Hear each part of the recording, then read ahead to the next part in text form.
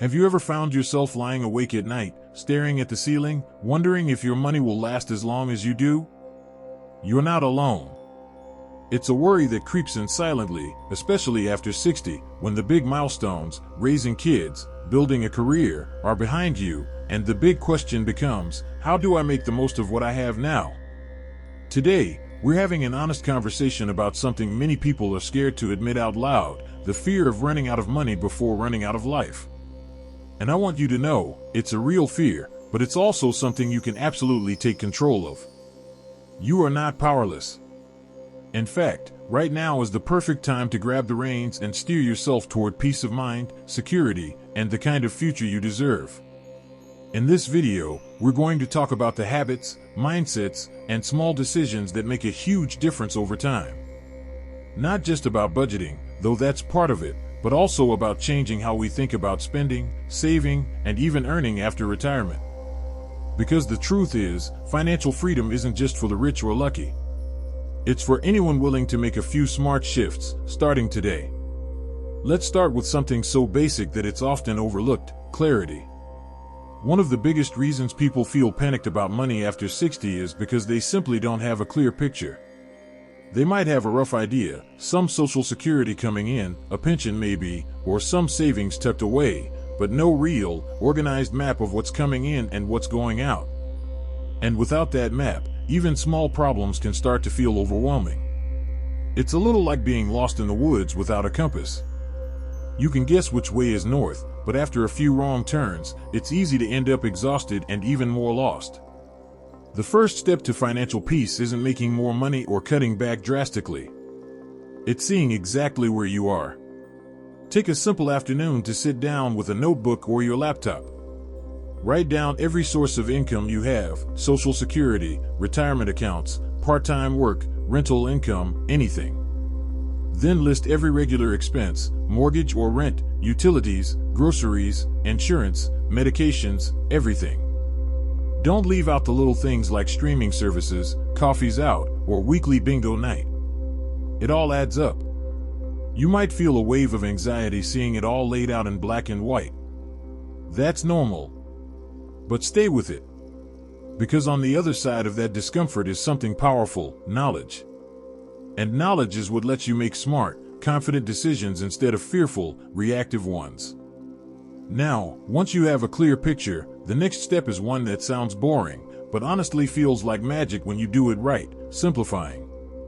As we get older, complexity doesn't serve us well. Multiple bank accounts, stacks of bills from different companies, insurance policies you forgot you even had, they all create mental clutter and financial leakage. Simplifying might mean consolidating your bank accounts into one main checking account and one savings account. It might mean canceling subscriptions you barely use or bundling services to save money. It might mean choosing one credit card you trust and ditching the rest. The goal is to make your financial life as simple, clean, and manageable as possible, so you can spend less time worrying and more time enjoying your life. Imagine opening your mailbox and seeing only a couple of bills you expect every month. Imagine checking your bank account and immediately knowing where you stand. That kind of simplicity isn't just good for your finances, it's good for your health, too. And here's the beautiful part: when you simplify your finances, you also free up more energy to focus on what truly matters. Your health. Your relationships. Your passions. Maybe even dreams you've put on the back burner for years because you were too busy or too anxious.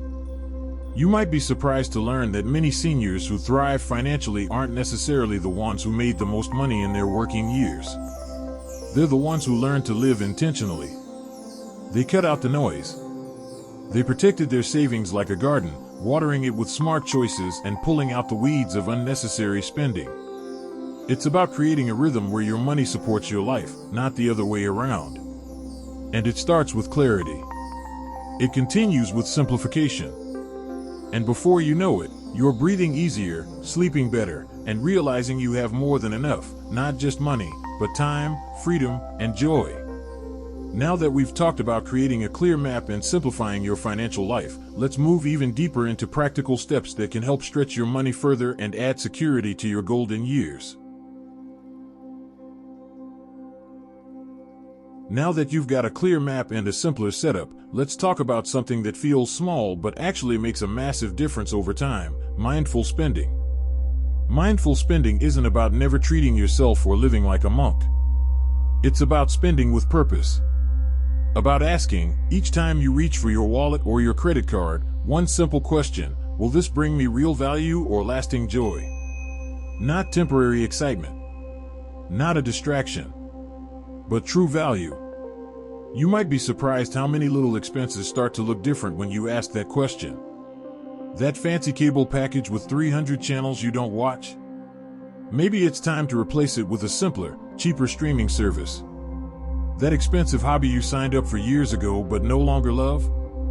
Maybe it's time to let it go and explore something that costs less and excites you more. It's not about deprivation. It's about alignment. Making sure your spending matches your priorities today, not 10 years ago, not 5 years ago, but now. And here's the thing: when your spending lines up with your real priorities, money stretches so much further than you think. You feel lighter, happier, and weirdly enough, you often feel richer, not because you have more dollars, but because you have fewer regrets. Another piece that a lot of people overlook is this: creative income. Now, before you roll your eyes and say, "I'm too old for that," hear me out. I'm not talking about starting some huge new business or working yourself into the ground. I'm talking about tiny, low-stress ways to add a little extra income if you want to, and only if you want to. Maybe you have a craft or a hobby you could sell at local fairs or online. Maybe you have knowledge you could teach to others: tutoring, coaching, consulting, even storytelling.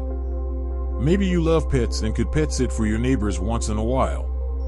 Or maybe you could rent out a spare room or even just your driveway during local events. The point isn't to get rich. The point is to create a little breathing room, a little extra cushion.